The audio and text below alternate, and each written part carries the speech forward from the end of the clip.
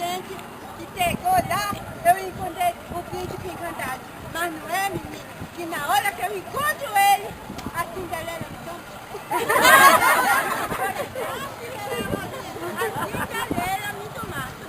Lá na hora, um tapa, eu encontrei um tapa, e o tapa disse assim, ai, aí eu disse, ai, o tapa, quem é tu? Eu disse, eu não sei quem sou eu. Eu sou a menina do chapéu encarnado. Aí ele pegou, quem não é encarnado, não? Por acaso ficou esse. Encarnado! Não é o lucudado, não. Você só conhece por vermelho? Você tem que conhecer por encarnado. Quando eu disse, mamãe dizia que era encarnado. Aí ele disse, me dá um beijo que eu vou virar um príncipe pra tu. Aí eu disse, então tá. Aí eu fui lá, olhei pra aquele sapo, o sapo olhou pra mim, aí eu peguei e disse assim, será que vale a pena mais eu meter meu dedo e se eu tirar nela? Porque vocês sabem que esse professor fica, olha, não tem nada.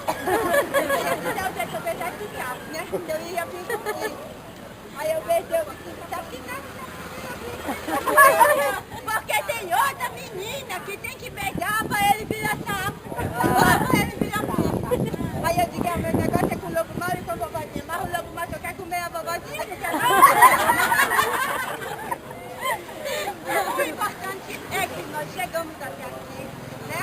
E que nós fizemos a nossa parte e que nós esperamos do fundo do coração ter agradado a Capanema e aos nossos municípios e aos nossos queridos.